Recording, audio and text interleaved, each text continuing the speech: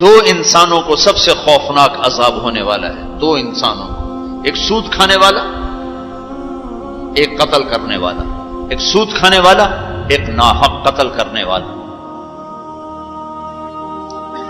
یہ ہمارے نبی کی امت ہے، کسی نے بتایا، کسی نے محنت نہیں کی۔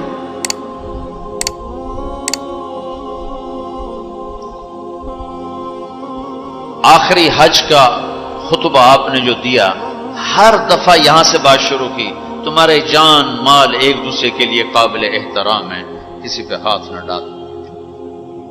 میرے نبی نے کبھی زبان سے کسی کو دکھ نہیں پہنچایا، کبھی زبان سے کسی کا نام لے کر اس کو رسوا نہیں کیا۔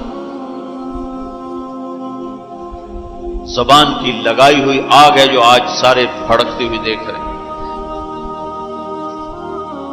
تو بھائیو، محبت سے رہنا سیکھو، معاف کرنا، درگزر کرنا سیکھو، اپنے اللہ کے سامنے جھکنا سیکھو۔ جب قومیں زوال کا شکار ہوتی ہیں، کہتی ہیں یہ فلاں کی سازش ہے، جیسے آج کل کہتے ہیں مسلمان، امریکہ کی سازش ہے جی، اصل یہودیوں کی سازش ہے۔ یہ کراچی کے بینکوں میں جو سود پہ پیسہ پڑا ہوا ہے، یہ امریکہ کی سازش ہے، یہودیوں کی سازش۔ جو رات کو شراب چلتی ہے اور مجرے ہوتے ہیں، یہ امریکہ کی سازش، یہ یہودیوں کی سازش۔ نوجوان اولاد ماں باپ کی نافرمان ہیں، یہ کسی دشمن کی سازش ہے۔ میں ایک جگہ تھا تو ایک لڑکی اپنی ماں کو کہہ رہی تھی بکواس مت کرو، ماں کو کہہ رہی تھی بکواس مت کرو، تو اس کی ماں کے آنسو ایسے گر رہے تھے۔ یہ امریکہ کی سازش۔ اور میرے نبی نے سے پوچھا کہ یا رسول اللہ قیامت کب آئے گی؟ آپ نے فرمایا اللہ کو پتہ ہے کب آئے گی۔ کا کوئی نشانی؟ کہ جب ماؤں کو ذلیل کیا جائے گا تو قیامت آ جائے گی۔ ہمارے زوال کے اسباب باہر سے نہیں ہیں، ہمارے اندر سے ہیں۔ کتنی بڑی لعنت ہے جھوٹ۔ آپ نے فرمایا جب کوئی جھوٹ بولتا ہے تو 3 میل تک اس کی بدبو سے فرشتے بھاگ جاتے، 3 میل تک فرشتے بھاگ جاتے۔ تو پھر پاکستان کا کون سا بازار ہے جس میں کوئی رحمت کا فرشتہ آئے گا؟ کہ ہر دکاندار جھوٹ بول رہا ہے، ہر بڑا چھوٹا تاجر جھوٹ بول رہا ہے، ہر سیاستدان جھوٹ بول رہا ہے۔ ہر سے مراد ہے 100 میں 99 نہیں، 1 لاکھ میں 99,999، کوئی 1 لاکھ میں شاید ایک کوئی سچا مل جائے۔ اور جس قوم میں جھوٹ اور ظلم اور خیانت پھیل جائے وہ قوم تباہ ہو جاتی۔ ان کو کسی دشمن کی ضرورت نہیں ہے، وہ اپنے دشمن خود ہیں۔ جسے نشہ کرنے والے کا کوئی دشمن نہیں، وہ اپنی ذات کا دشمن خود ہے۔ تو ہم اوروں کو الزام نہ دیں کہ یہودیوں نے سازش کر دی اور عیسائیوں نے کر دی اور امریکہ نے کر دی۔ ہم نے اسپین سے آخری ملک تھا یورپ کے سفر میں اسپین، تو قدم قدم پہ میں رویا کہ کس طرح مسلمان آپس کی لڑائی میں ختم ہو کے رہ گئے۔ کہ پاکستان اسپین میرے سامنے یوں آتے تھے ایسے۔ اسپین کی تاریخ، پاکستان کے حالات، اسپین کی تاریخ، پاکستان کے حالات، اسپین کے مسلمانوں کی آپس کی لڑائیاں، پاکستان کے حالات، آپس میں قتل و غارت، پھر پاکستان کے حالات۔ تو اللہ تعالیٰ نے اس طرح ان کو مٹا دیا اسپین سے کہ ایک کلمہ پڑھنے والا باقی نہ بچا۔ مسجد قرطبہ جیسا شاہکار بیچ اس کے گرجا بنا ہوا ہے، صلیبیں لٹکی ہوئی ہیں، بت پڑے ہوئے ہیں، نماز منع ہے، بورڈ لگا ہوا ہے۔ تو میں وہاں محراب کے قریب جا کے کھڑا ہو گیا اور تصور میں دیکھنے لگا کہ یہ وہ جگہ ہے، تاریخ سے سبق نہ لینا بھی بڑا اندھیر پن ہے۔ یہ وہ جگہ ہے جہاں یحییٰ بن یحییٰ اندلسی کے درس ہوتے تھے، علامہ قرطبی کی تفسیر چلتی تھی، ابن عربی کے تصوف کے نکات کھولے جاتے تھے، ابن حزم کے فقہی مقالات سنائے جاتے تھے، بقی ابن مخلد جیسی شخصیات یہاں بیٹھ کے قال اللہ قال رسول کہتے۔ ننگی عورتیں پھر رہی ہیں نکریں پہنی ہوئی، وہ تو ایک ان کے لیے تفریح کی جگہ بنی۔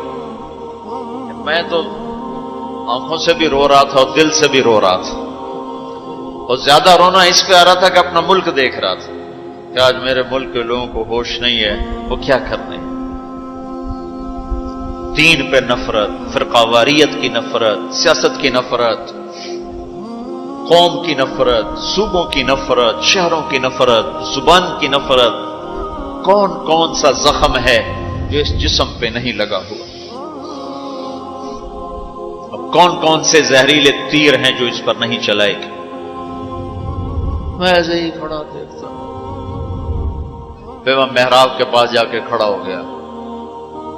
تو 700 سال پرانی قرآن کی آیات اب بھی اسی طرح لکھی ہوئی ہے۔ تو میں نے کہا یا اللہ، میں یہ نماز تو کوئی نہیں ہوگی، کسی کے نزدیک بھی ایسی نماز نہیں ہے، پر تو جانتا ہے کہ میں چاہتا ہوں میں اس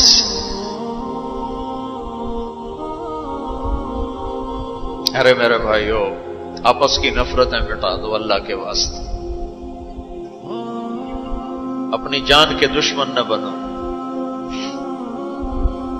معاف کرنا سیکھو، درگزر کرنا سیکھو، فرقہ واریت کی باتیں کرنا چھوڑو، تقریریں سننا چھوڑو۔ تاریخ میری کمزوری رہی ہے، میں بچپن سے تاریخ پڑھتا آ رہا ہوں، یہ تبلیغ میں لگنے سے پہلے ہی ذوق تھا تاریخ پڑھنا۔ جب تبلیغ میں لگے تو مدرسے میں آ گیا تو اور پڑھنے کا لگ گیا، پھر کچھ اللہ تعالیٰ نے یاد اچھی دے دی تو جو چیز پڑھی وہ یاد رہے گی، وہ سارا تسلسل، اور میں تو ایسے بس ڈوبتا ابھرتا رہا کہ یا اللہ، آج میں یہاں اس دھرتی پہ سجدہ نہیں کر سکتا جہاں 700 سال جن اینٹوں نے سجدے کے لمس محسوس کیے، جن اینٹوں نے تیرے لاکھوں کروڑوں پیاروں کے آنسو جذب کیے،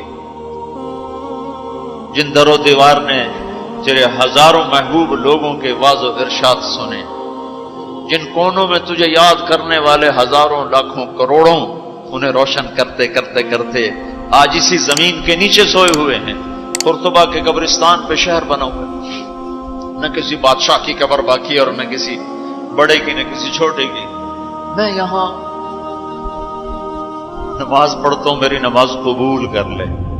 میں نے اشاروں میں نماز پڑھی، اللہ اکبر، پھر ثنا، پھر سجدہ، پھر رکوع، پھر سجدہ، اللہ اتنا کو کیا ہے، رکوع سجدہ اتنا کر کے تاکہ کسی کو، چونکہ جو داڑھی والا اندر آتا نا تو اس کے پیچھے سیکورٹی لگ جاتی کہ کہیں کسی کونے میں چھپ کے نماز نہ پڑھ لے، تو ایک سیکورٹی والا ہمارے پیچھے کر رہا تھا۔ چلو یا اللہ، میں بھی ان میں ہو جاؤں جنہوں نے اس مسجد میں نماز پڑھی تھی۔ اور میرا پاکستان اس دور سے گزر رہا ہے، نہ عوام کو ہوش ہے نہ خواص کو ہوش کہ کیا ہو رہا ہے۔ شاید اللہ تعالیٰ کسی کی فریاد پر آنکھیں کھول دے کسی کی۔ تو بھائیو، محبت سیکھو، درگزر سیکھو۔ اس تبلیغ سے خوبصورت محنت، سارے دین کی محنتیں حق ہیں جس سے خیر پھیل رہی ہو، جس سے لوگوں کو نفع پھیل رہا ہو، لیکن میرے بھائیو، دنیا بھی پھری ہے، تاریخ بھی پڑھی ہے، وہ کچھ اللہ تعالیٰ نے موقع دیا، بہت زیادہ سمراج یہ نہیں کہ میں کوئی کتابوں کے انبار لگا دی، اپنی حیثیت کے مطابق میں آپ کو اندر کے یقین کے ساتھ کہتا ہوں کہ پہلے 300 سال کا تو کوئی مقابلہ نہیں، پہلے 300 سال کو چھوڑ کر ان 1100 سال میں تبلیغ جیسا کام کبھی نہیں ہوا۔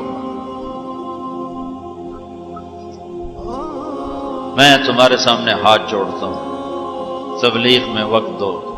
اگر اپنے اللہ سے تعلق بنانا ہے، اگر لوگوں کو اللہ کی طرف پھیرنا ہے تو تبلیغ میں جاؤ۔ بہت بڑا مجمع آیا ہوا ہے، صرف ہر مہینے 3 دن کی نیت کر لو کہ ہر مہینے 3 دن لگانے ہیں۔ کرو گے نیت؟ کرتے ہو نیت؟ ہر مہینے 3 دن لگانے شروع کرو۔ تمہاری زندگی میں تبدیلی آ جائے گی. 6 بر اعظم کے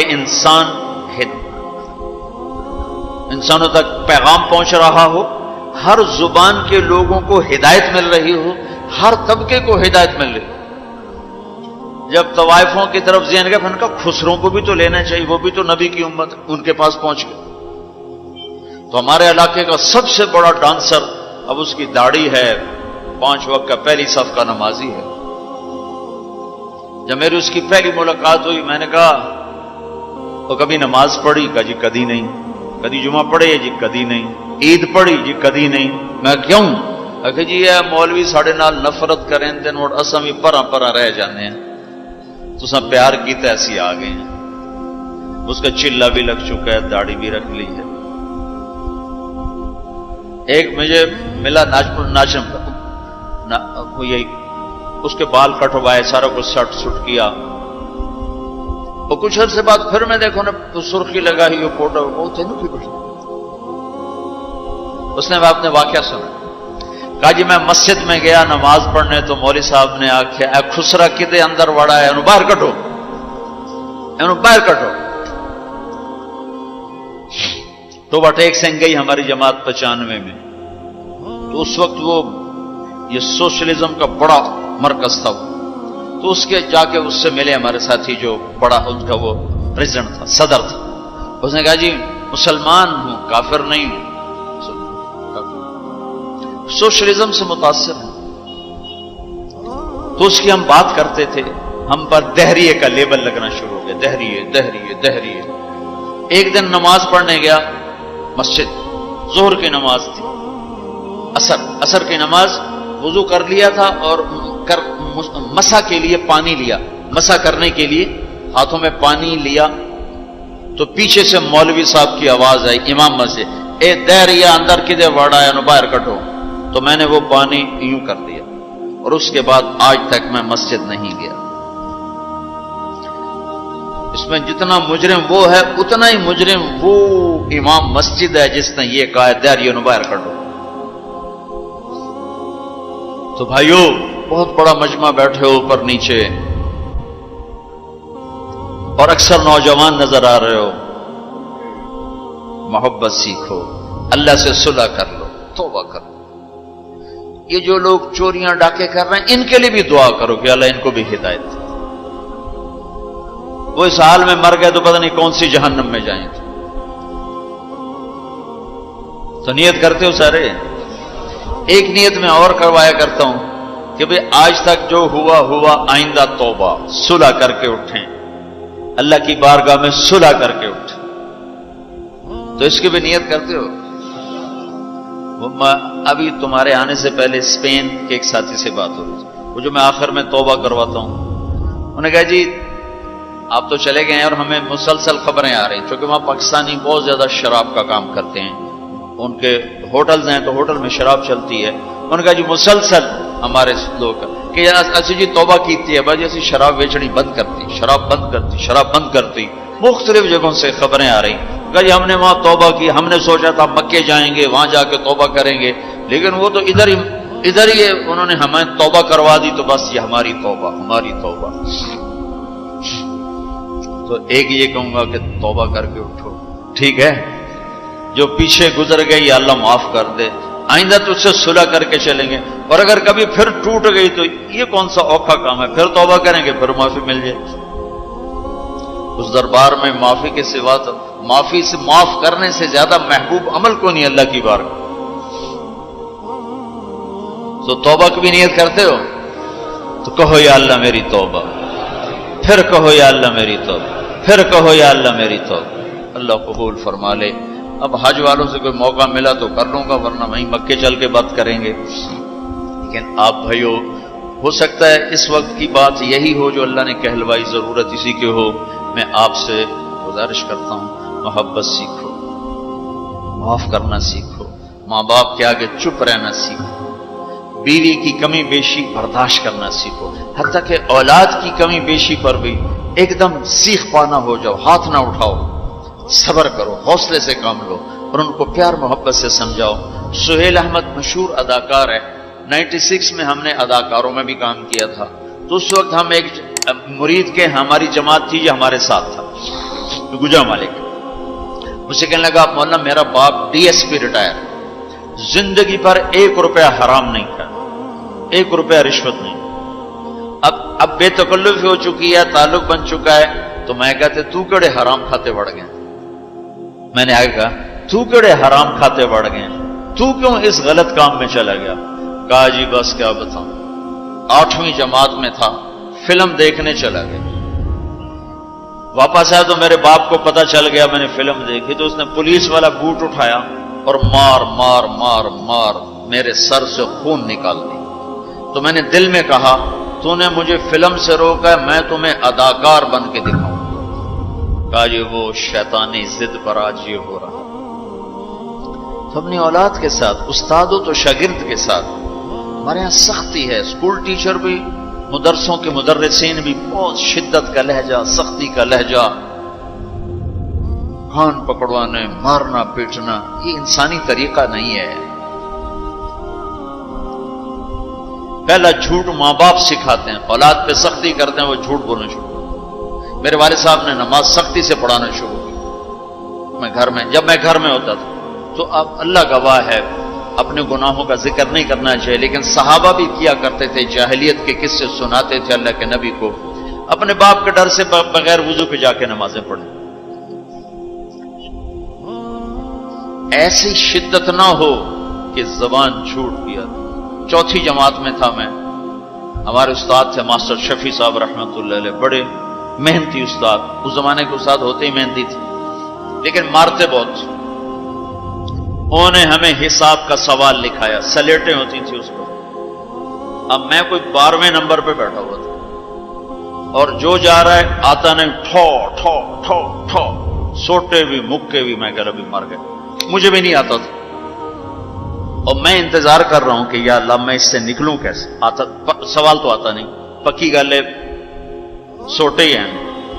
اب میرا چھوٹا ذہن اور میں سوچ رہا ہوں کہ کیا چکر چلاؤں، کیا چکر چلاؤں۔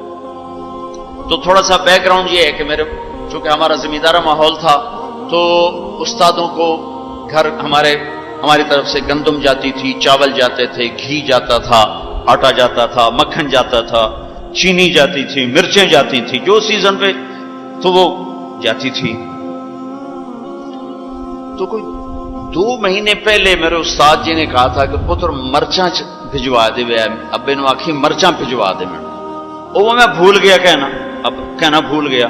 تو میں بیٹھا سوچ رہا ہوں یا اللہ جان کیسے بچاؤں، وہ 2 مہینے پرانی بات یاد آ گئی۔ جب میرے سے آگے 2 لڑکے رہ گئے، اس وقت یہ سارا پچھلا کمپیوٹر کھلا، تو میں اٹھ کے گیا، میں نے کہا استاد جی ابا جی پہ آندین کل مرچاں پہنچ جا سکتے،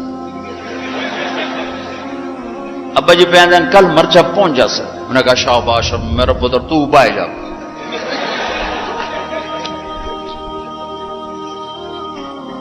یہ جھوٹ کس نے بلوایا؟ استاد نے، اس کے ڈنڈے نے، اس کی سختی نے۔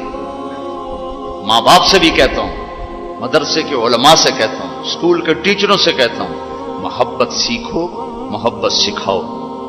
اولاد سے کہتا ہوں ماں باپ کی محبت سیکھو، ان کی شدت کو برداشت کرنا سیکھو۔ بھائی سے کہتا ہوں بھائی کی برداشت کر، آپ بیٹھے ہو عورتیں نہیں ہیں تو آپ سے کہتا ہوں بیوی کی برداشت کرو، ماں کی برداشت کرو، بہنوں کی برداشت، جو بھی کوئی بلندیوں کے راستے ہیں وہ برداشت میں چھپے ہوئے۔ اور تبلیغ میں وقت دو، تبلیغ سے بڑھ کر سارے دین کے کام خیر کے ہیں جس سے لوگوں کو نفع ہو رہا ہے، لیکن جو سب سے اس وقت لوگوں کے لیے خیر بھلائی کا کام ہے وہ یہ تبلیغ کا ہے، اس میں ٹائم دیا کرو، آپ کو بہت نفع ہو۔